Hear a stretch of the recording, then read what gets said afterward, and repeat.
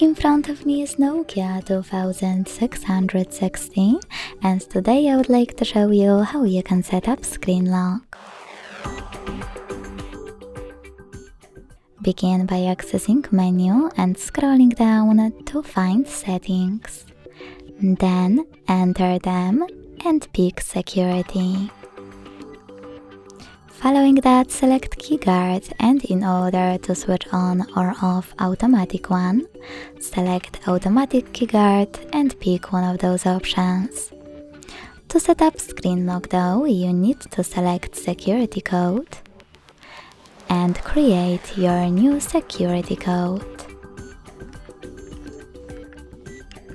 Then choose OK, repeat it to confirm it, and choose OK again.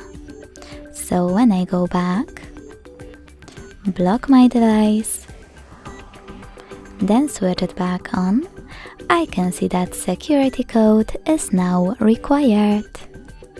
Thanks so much for watching. If you enjoyed this video, leave a like, comment and subscribe.